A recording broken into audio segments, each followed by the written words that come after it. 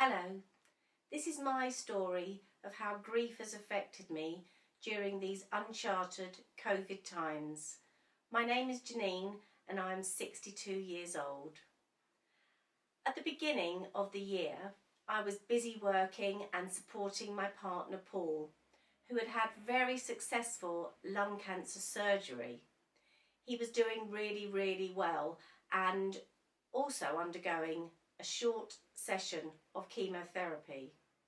Sadly, after 2 rounds, he became very unwell with it, and it was decided that as there was no cancer left, we would just go home and let him recuperate. He found out he had cancer as a result of early bowel cancer screening, and we were then so pleased to think that he was fine. Then, of course, coronavirus gripped the country, and in March we went into a lockdown. I felt terrible for Paul as his mum moved out of her house so he could go and be alone there and isolate.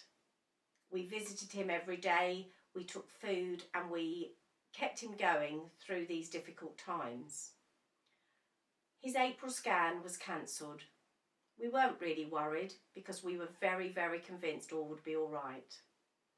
We then moved on to May and we rang and they said that definitely coronavirus would kill Paul. So we were too terrified and fearful to go to the hospital. But all was well. He was putting on weight, he was eating well, and we were convinced that we would just carry on. We sat in the garden, we drank gin and tonics, and we listened to all of our favourite music. We listened to a variety of things, but mostly the Modfather, Paul Weller. He was our favourite. All of a sudden, in the midst of the fear and the worry of the nation around us, we were gripped with our own tragedy. Paul started to lose weight, and it did not matter how many times I rang. The hospital was under such pressure that we couldn't get an appointment and we couldn't get him seen. Eventually, we went and he had a scan in June. We sat at home and waited for 2 weeks, and I was already grieving for what I thought was going to happen. In the end, we convinced ourselves that all was well. So when we went back 2 weeks later, we were shocked by the news that we received, and Paul was whisked into isolation and I wouldn't see him again for 13 days as I couldn't visit due because of coronavirus. Eventually, I brought him home and we soon realised, well, those of us that knew him well soon realised how very seriously ill he was. This was really when my grief started, and I was grieving for how terrible things were at home, how terribly ill he was, and for how upset we all were at this terrible time.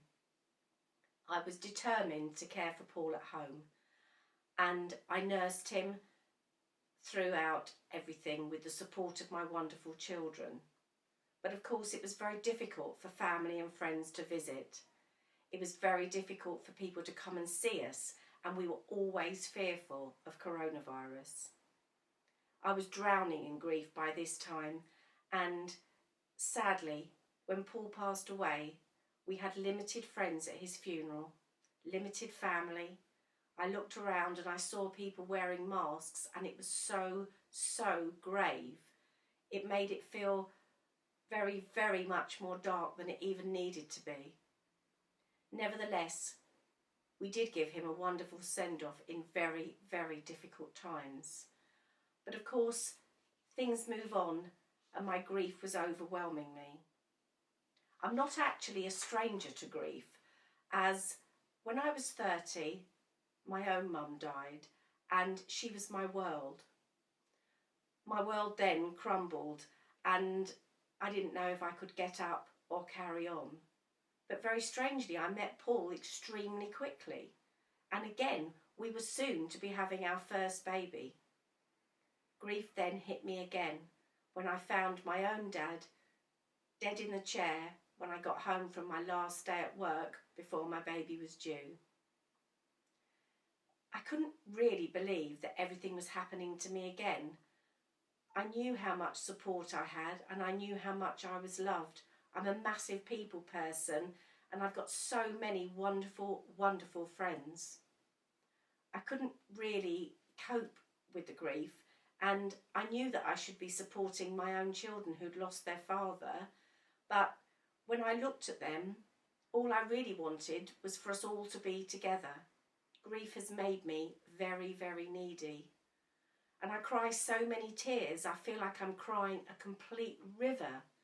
And I know that grief has been made so much worse for me during these times because of coronavirus, because the nation is grieving, and somehow I sort of feel that grief is all around us.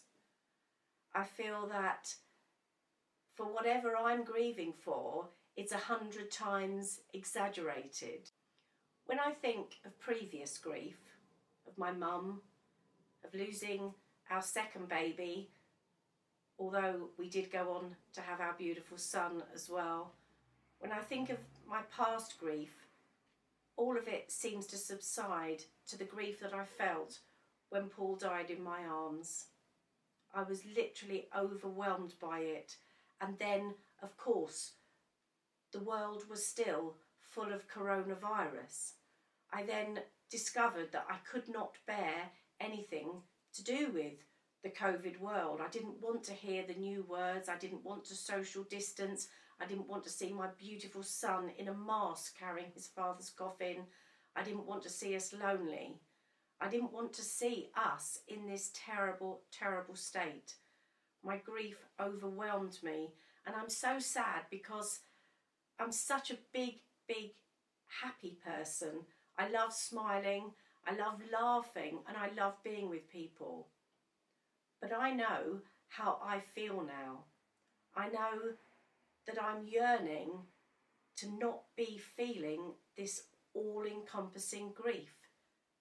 The grief that is bringing me down and keeping me down, even though I want to be up. My wonderful children support me, Madeline and Rory, all the time. They just help me, and I know that I should be helping them. But sadly, I see no joy in life at the moment, although I am really hoping that these things will get better. I also feel that I could really, really help other people. I feel I could talk to people and I could empathise with them and really, really make a difference. But of course, I really feel that nobody can make a difference to me. And it's because I feel so very alone.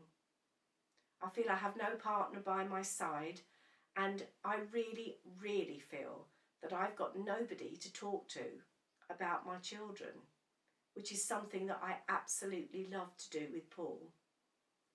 I don't think this can be replaced, and my grief really is now of all the things that I think I will do alone. I feel that there's nobody or nothing that can help me during this time. Thank you for listening.